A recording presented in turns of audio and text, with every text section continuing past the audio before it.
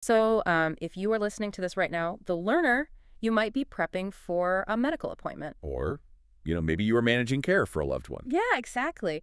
And like, what is your very first instinct when you need to get them there? You just pull out your phone. Right. You pull out your phone, you open an app, and you call rideshare or maybe a taxi. I mean, it is so easy, right? It really is. It is just this automatic reflex for most of us. But today, we are going to look at why that simple reflex might actually be the absolute wrong move when it comes to healthcare. It is a massive blind spot for a lot of people. It totally is. So to really break this down, we are pulling from this incredibly detailed guide. It's called The Essentials of Professional Ambulatory Medical Transportation. And that was published by SwiftAid Transport. Right? Yeah, SwiftAid Transport. And the mission for our deep dive today is to define exactly what ambulatory transportation actually is. Because it is definitely not just a fancy word for a taxi. No, not at all. We are going to decode why it is fundamentally different from a standard rideshare and really uncover these hidden layers of safety and dignity. And care. Yeah, the Yep. care aspect is huge. Exactly. The care that makes it such a vital part of the healthcare ecosystem. So, okay, let's unpack this. Yeah, and to really understand why a taxi just isn't enough, we first have to, demystify this word at the center of the source text. Ambulatory. Right, ambulatory. It sounds super clinical. It really does. So, where does this fit into the whole non-emergency medical transportation thing, like NEMT? Well, NEMT is the big umbrella, and ambulatory is kind of a specific slice of that. The text defines it pretty simply, actually. How so? It is basically a person who is able to walk independently or, with minimal assistance. Okay, so the source lists out some specific mobility aids here, like canes, walkers, rollators. Crutches, braces. Right, or even just needing some light physical support from a caregiver. Exactly.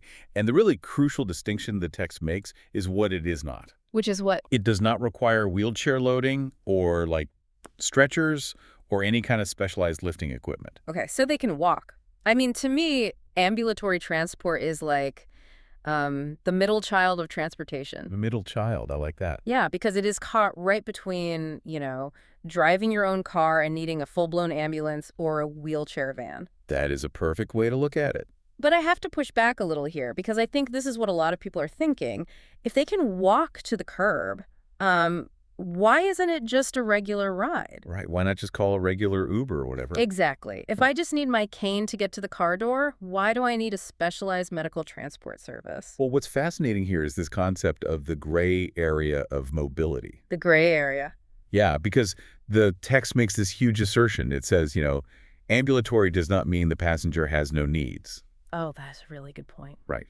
There is this massive gap between independent mobility and higher levels of assisted transport. So just because you have the physical ability to walk, it doesn't mean you have everything else you need. Exactly. The physical ability to put one foot in front of the other does not equate to the physical or mental stamina you need for an ordinary ride. Stamina, that makes so much sense because, navigating a busy hospital drop-off zone with a walker is exhausting. It is completely exhausting, and standard drivers are not trained to deal with that pacing. Okay, so if walking to the car isn't the main issue, then who exactly is using this service? That is where the passenger profile comes in.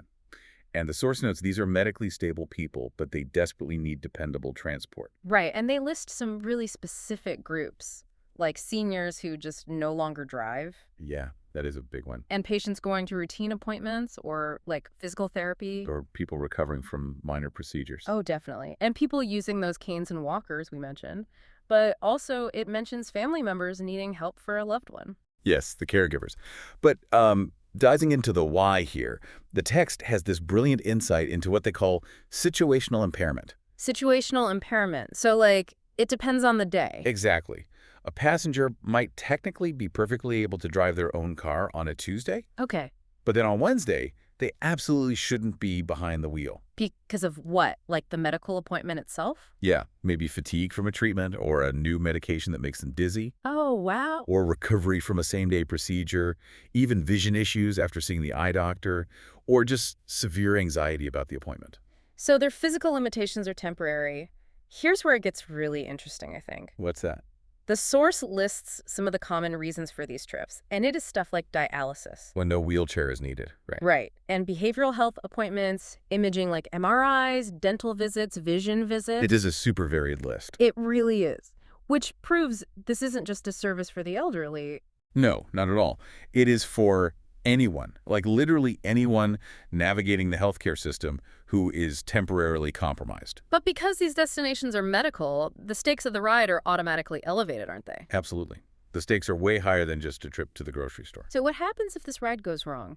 Or what if someone confuses this scheduled medical transport with an actual emergency? That is a critical distinction, and the text draws an absolute hard line between ambulatory transportation and emergency transportation. They actually list the specific red line symptoms, right? Symptoms that mean you must call 911, not an ambulatory service. Yes, and it is crucial to know these. Okay, the text lists chest pain, difficulty breathing, any signs of a stroke. Severe injury, too. Yeah, and uncontrolled bleeding.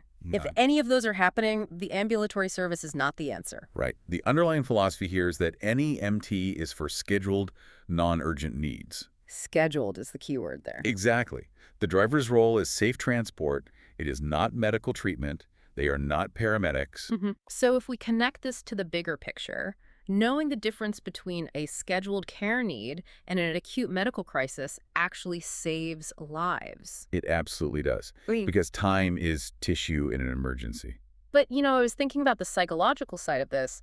There is so much pressure on passengers, especially older folks, who just don't want to be a bother. Oh, the politeness factor. It is Yeah. so dangerous. Right. They might start having chest pains, but they think, well, my ride is coming in an hour. I'll just wait and have them take me to the hospital. Which is terrifying, because that driver cannot run red lights or give them oxygen. Exactly.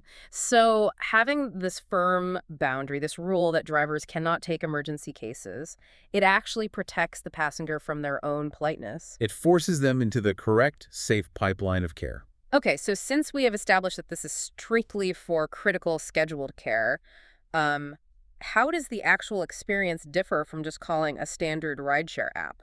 Well, the source breaks this down into 8 specific passenger expectations. The anatomy of a professional ride, basically. Let's go through the first 3. Expectation 1 is an on-time pickup. Because time matters immensely in healthcare. It really does. If you are late, you miss your appointment or your treatment gets delayed. A late ride can completely derail a clinic schedule for the entire day. So the text requires confirmed times, strict arrival windows, and return trip coordination. It is logistics at a very high level. And then expectation 2 is the vehicle itself. It has to be clean, safe, and comfortable. Yeah, the specifics here are interesting. They mention working seatbelts, obviously, but also proper heating and AC. No strong odors either. Right, and no clutter. And why is that so important? Well, this isn't just about aesthetics. If you were an elderly person or you were recovering from surgery, a cluttered car is a tripping hazard. Oh, wow, true. And a freezing car could actually be a physical hazard if you have circulation issues. Plus, a clean car communicates professional seriousness. It shows they respect the medical nature of the trip. Which brings us to expectation 3, safe entry and exit. This is where the physical interaction happens. And this is where I want to compare a rideshare to ambulatory transport again, because, a rideshare driver is incentivized by volume. Get in, get out, onto the next fare. Time is money. Exactly. But the text says ambulatory drivers must never rush the passenger. Never. But isn't opening a door and helping someone in just common courtesy what makes it so specialized? Oh, the text dives really deep into this. It isn't just opening a door. It is about parking safely, first of all. Right, avoiding traffic. Yes, and watching for uneven pavement or ice or rain puddles. And then offering clear verbal guidance. Verbal guidance, like telling them where to step. Exactly. The key insight from the text here is so profound. It says, the goal is not to over-assist. The goal is to support the passenger safely while preserving dignity. Preserving dignity. That is so important because you don't want to just grab someone and shove them in the car. Right. You don't want to treat them like luggage. Yeah. You have to let them move at their own pace. And to execute that kind of delicate balance, assisting without over-assisting, you clearly can't just put anyone behind the wheel. Absolutely not. It requires a highly specific, hidden curriculum. Which brings us to expectation 4, driver training. The driver as a care facilitator. This completely debunks the myth that if they can walk, The driver needs less training. Yeah. The text outlines 5 pillars of training. Let's look at them. The first is patient assistance. Which means identifying fall risks before they happen. And knowing when to ask before helping, right? Yeah. To respect their independence. Exactly. The second pillar is defensive driving. And the specifics here are wild. No sudden braking, incredibly smooth turns, adjusting for weather. Because if a passenger has fresh stitches, a sharp turn can cause severe pain. Oh, wow. Yeah, I didn't even think of that. The third pillar is courtesy and customer service. Professional greetings, a mindful tone. No rude comments, which seems obvious, but in gig work, you never know what you're going to get. Right. And the fourth is privacy awareness, not discussing medical details in public. And the fifth is emergency awareness. Knowing what to do if a passenger feels dizzy or confused or short of breath. Like calling dispatch or 911 and Yeah. following strict procedures. This raises an important question, though, because these pillars, they sound a lot like actual healthcare protocols. They do. Defensive driving isn't just about avoiding fender benders here. It is about not tearing a patient's fresh stitches. Right. And that privacy awareness.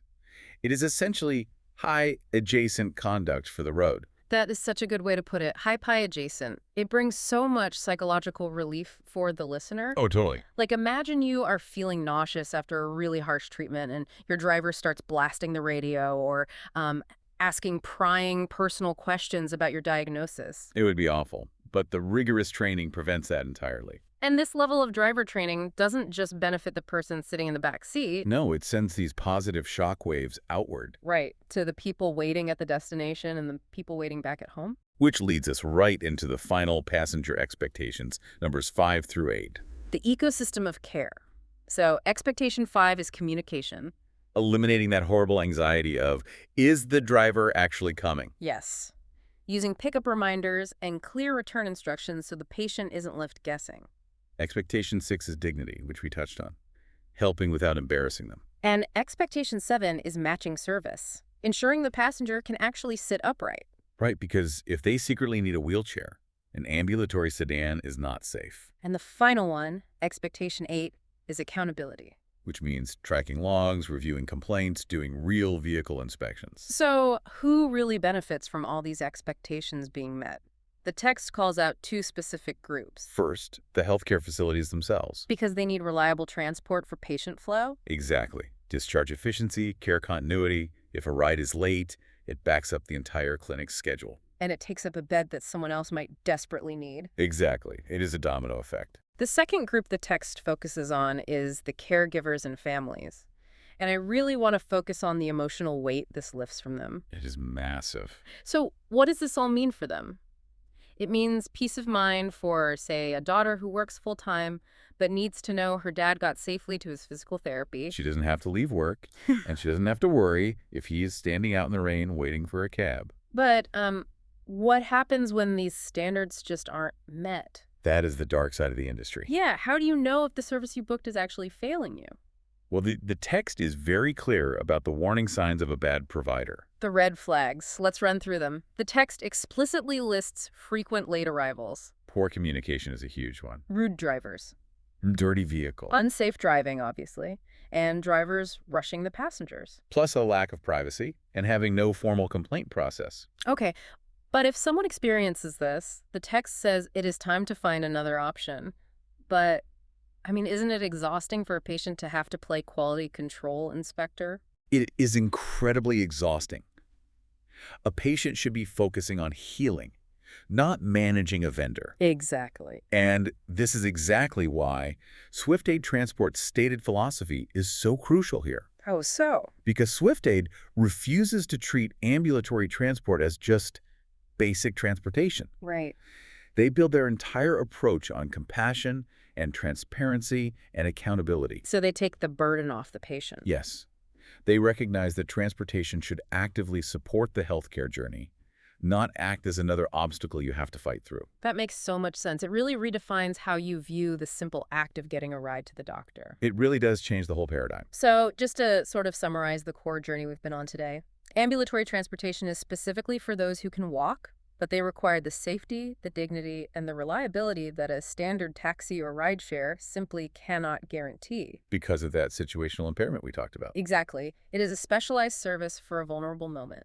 It leaves you with this really unwritten implication building on everything in the source text. Oh, what's that?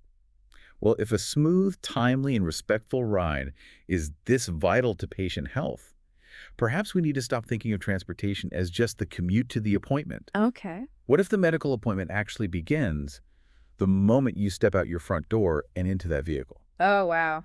That is a completely different way to look at it. The car is basically the waiting room. Exactly. I love that. Well, thank you all for joining us on this deep dive. If you need reliable ambulatory transportation, you can visit www.swiftpaidtransport.com to learn more about how they support safe and dependable care.